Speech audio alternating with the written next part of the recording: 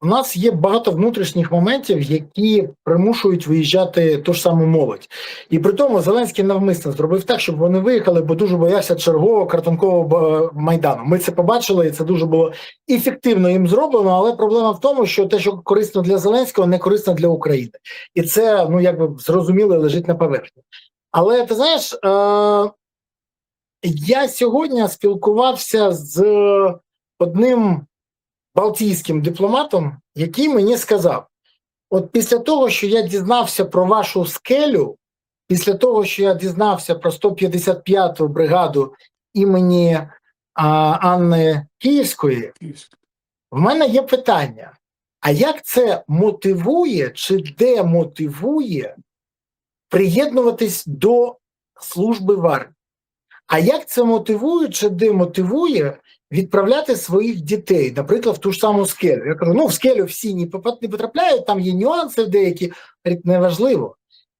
Чи розумієте ви, Борислав, він каже, що багато українців обособлює, раз так там, то і всій армії теж. То чи не здається тобі, що, по-перше, ми побачили неймовірний дискредитаційний проєкт, саме проєкт по дискредитації армії, по додатковому зриву мобілізації, по фактично демотивації молоді приєднуватися до армії, і плюс підкинули непогану історію нашим ворогам. Але в мене питання: а хто ж відповів за це? Хто ж призначив цих комбрігів, комбатів? Хто несе за це відповідальність? Хто створив ці умови? Хто зірвав мобілізацію? Хто звільнив Залужного? Хто ж ця чудова людина з таким об'ємом повноважень і тотальної некомпетенції? Я чому запитую? Тому що мені здається, що ми будемо мати наслідки через це. Бо багато, от я сьогодні йому доводив, а я, наприклад, кажу, служив. У мене було 2 комбриги і 2 комбати. І обидва, я до обох ставлюсь з великою повагою, я знаю це. А він мені каже: почекайте, але це ви. А ті, хто не приєдналися до ЗСУ, в них ж зараз мотивація нульова. Дмитро, мені здається, він має рацію. І чому ми не маємо зараз нових, швидких якихось інформаційних кампаній по врятуванню іміджу армії? Чому Зеленський мовчить? Чому він боїться про це? Він тільки може сказати: спіймали, пам'ятаєш, спіймали комбрига, все, буде всі покарані. Як покарані? За що покарані?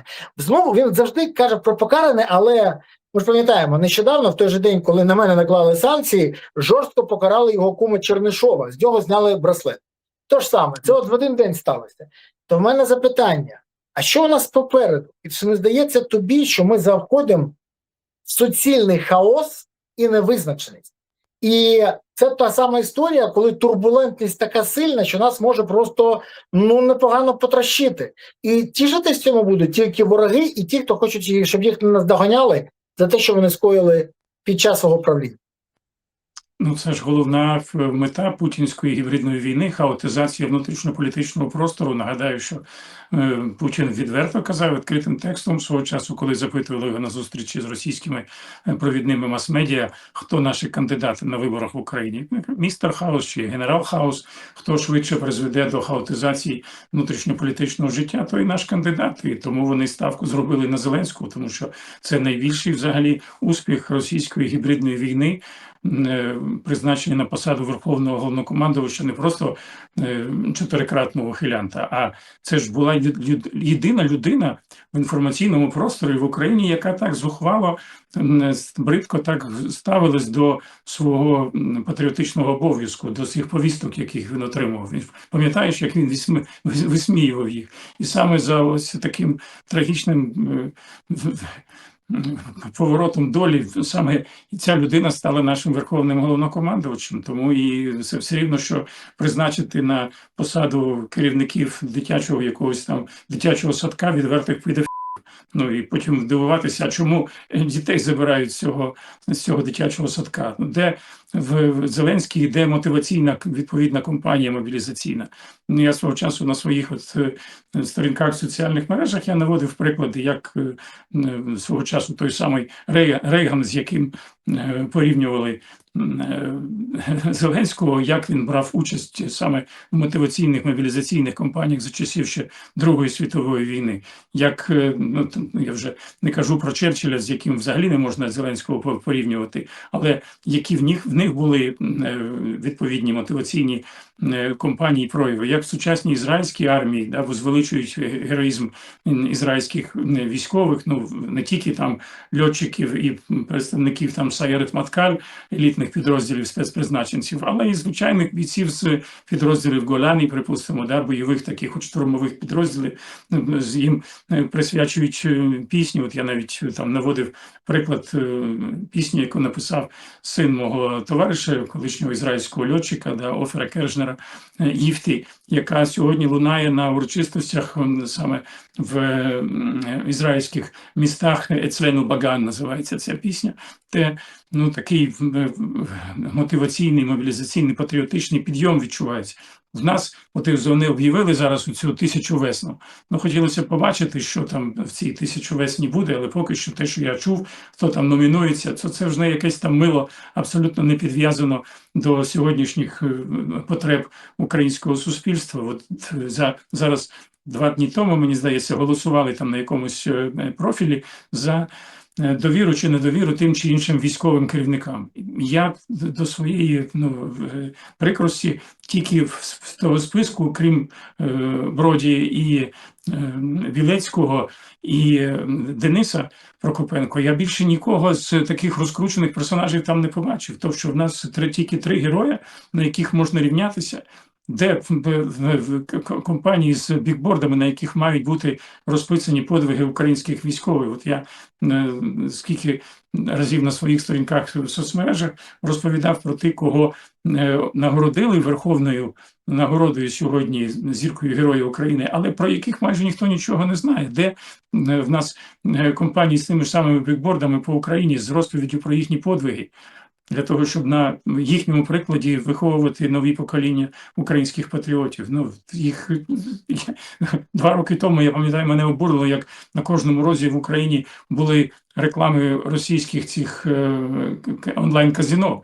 А я не бачив жодної фотографії українського героя, начебто на іншій планеті якісь відбувається протистояння з найпідступнішим ворогом людства. Тобто люди, які прийшли з шоу-бізнесу, вони ж мали привнести з собою якийсь креатив. А де подібні твори, як це було з кіборгами, припустимо, за часів 5-го президента Ахтема Сейтаблаєва. Чому сьогодні не виділяють гроші талановитому українському режисеру для того, щоб він подібні фільми знімав? А я можу тобі пояснити, тому що герой має бути один.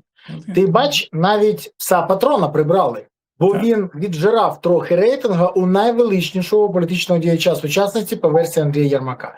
Польща, от ти казав, що там історія, як повертати українців, в Польщі відбулася подія, яку можна було використати в своїх інтересах. Бо ситуація трапилась доволі абсурдна, паскудна і, до речі, загрозлива. Там антиукраїнська істерія призвела до того, що один поляк почув, що інший говорить по телефону, ти читав про цю інформацію свою, сьогодні польські ЗМІ вийшли з цим, подумав, що він українець і побив його, зламав йому носа, щелепу. Потім з'ясувалося, що він не українець, вибачте, помилились. Уявляєш собі? А там в Польщі вже перелякались, кажуть, чекайте, це вже, це поплавило людей. Це призвела ситуація, яка, була. Так скажи мені, будь ласка, перше питання. Чи призведе це до міграції, як ти вважаєш, з Польщі до інших країн ЄС? Що може допомогти схаменитися польським політикам? І головне, чи скористаються ситуацією українські політики для того, щоб нагадати українцям головне? Можна жити де завгодно, більш-менш комфортно, але вдома ти можеш бути тільки в одній країні, в своїй. І тому або ми захищаємо свою країну, або потім спостерігаємо те, що відбувається в Польщі, по всіх інших країнах. Про це, до речі, у нас мовчать. Я не бачив, щоб про це говорили політики. У нас на полицях нашого книжкового клубу є книга мого старшого товариша, першого посла України в Ізраїлі, коли я був першим консулом, Юрія Щербака, називається «Україна в обіймах Польщі», де розповідається про ті якраз чудові випадки жертовності, такої гостинності надзвичайної, яку ми відчували я на своїх дітях, які опинилися буквально в перші дні в Польщі. І треба робити в першу чергу на цьому наголос, що ми дякуємо братньому польському народу за ту допомогу, яку він надає. Не натискати зараз на больові точки, тому що це тільки на користь російському агресору. Це ж в наших, на жаль, підручниках спецфакультету нашого спецпропаганди воно якраз і прийшло. Це йшлося, що найлегше всього національну ворожнечу розпалити, і це те, що завжди на поверхні, і те, що викликає таке обурення, яке може потім загоювати треба. Одну фразу скажеш, а потім загоювати треба буде роками. Тому я б утримувався зараз на місці українських політиків від якихось різких заяв і претензій, так скажемо, до польського керівництва, тому що це тільки може підняти їхній рейтинг. І, як ми бачимо, на жаль, це дійсно допомагає тому ж самому Зеленському і його польському сьогодні візаві напередодні його президентських виборів підняти собі на декілька пунктів його рейтинг, тому що, на жаль, статистика засвідчує, що зміна ставлення поляків до українців, вона відбувається досить серйозно і в негативний бік. Ну і тут розповідати про те, що це в першу чергу працює на інтереси найзатятішого нашого ворога для обох країн, хто нас віками пригнічував і знищував. Саме Російська імперія, і сьогодні саме агенти російської гібридної війни, вони максимально активно працюють на цьому фронті, поширюють, навіть я просто бачив статистику в тому ж самому Твіттері, яка, вихваляють дехто нашого Федорова, що він з Маском там знайшов спільну мову і відповідно працює сьогодні виключно на користь України система Starlink. А от модерація в Твіттері працює здебільшого сьогодні на розпалюванні ворожнечі між нашими країнами. І я б якраз наводив тут приклади і висловлювання найбільш авторитетних для тих самих поляків, лідерів католицької церкви, того ж самого папи Івана Павла II, який був абсолютним авторитетом, і свого часу це була безпрецедентна подія, коли на першу його папську візит в передмістях Варшави зібралося 10 мільйонів поляків.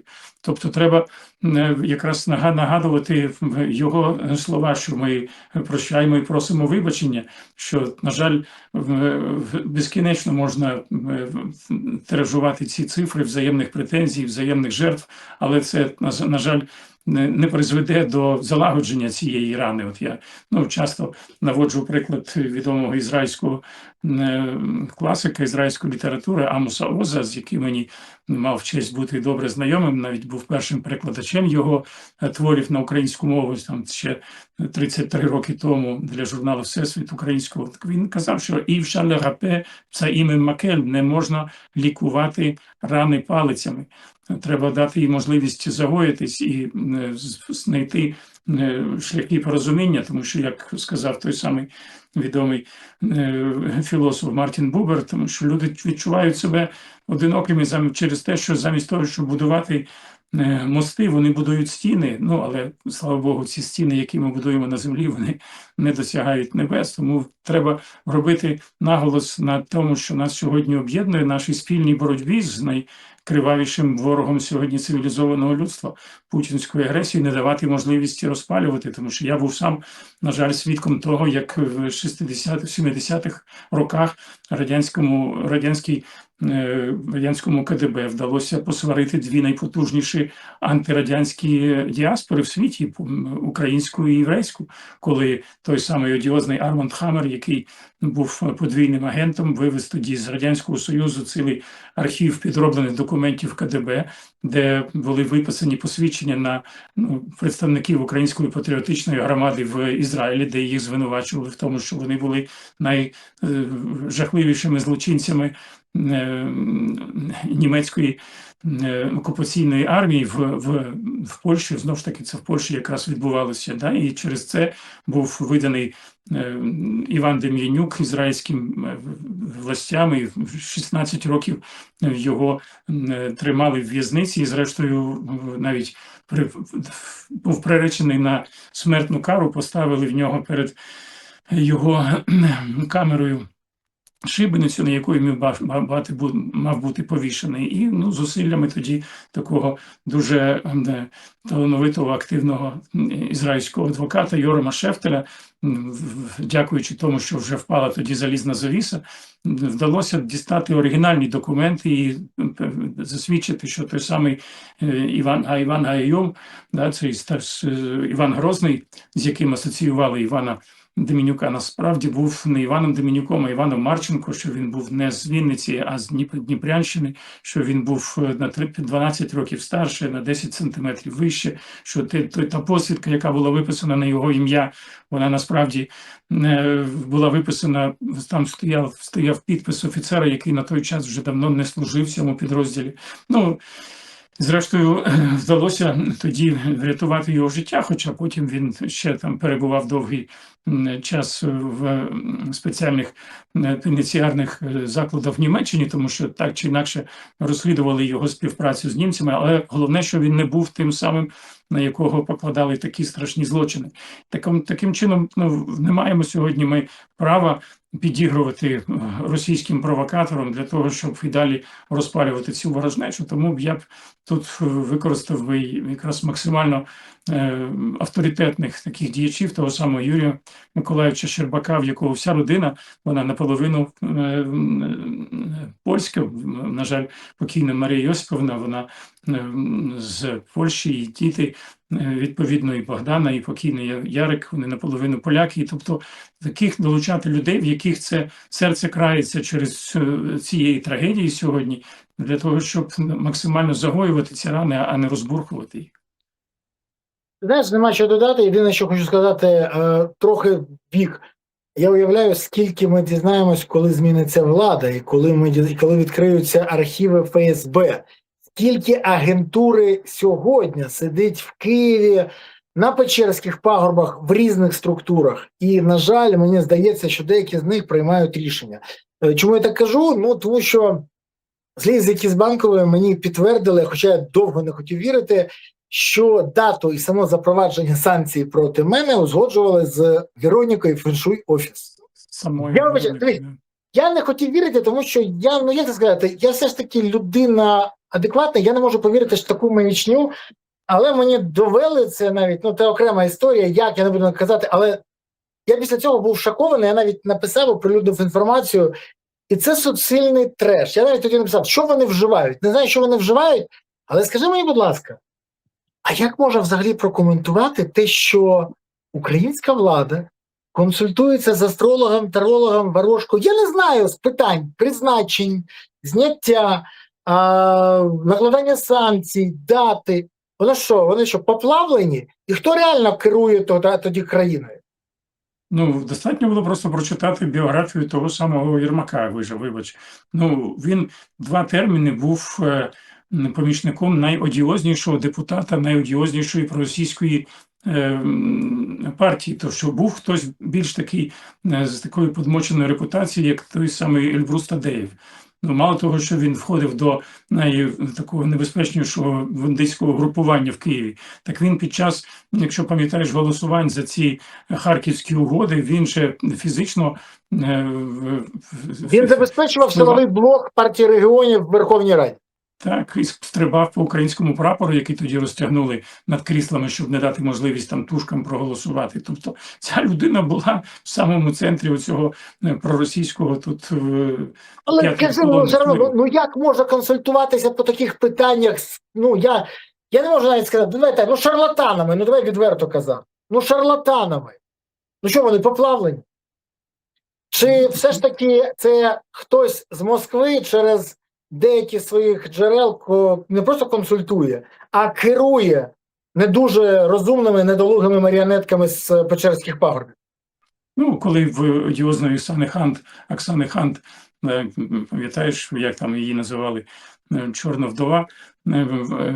Він відповідав в неї за кадрові питання, і мені колись надіслали посилання на внутрішній чат тих, хто працював в Санаханті, і більш огидних там якихось епітетів по відношенню до Єрмака важко було б вигадати, знайти. Тобто, людина з такою репутацією, і саме вона потім там долучилася до того, що продавала ці міста для ларьків, для ФОПів в Києві, торгувала тими ж ласими шматками цієї київської землі для того, щоб поставити там той чи інший ларьок. Ну, тобто, з таким бекграундом людина піднімається на самий верх української політики і так ганьбить Україну. Ми ж пам'ятаємо, як та сама Хіларі Клінтон не стрималася і абсолютно недипломатично себе поводила, коли закочувала очі до стелі, почувши доповідь Єрмака англійською мовою, де він спромігся в кожному реченні припуститися 5-6 помилок. Ну, тобто, як таку людину допускали взагалі до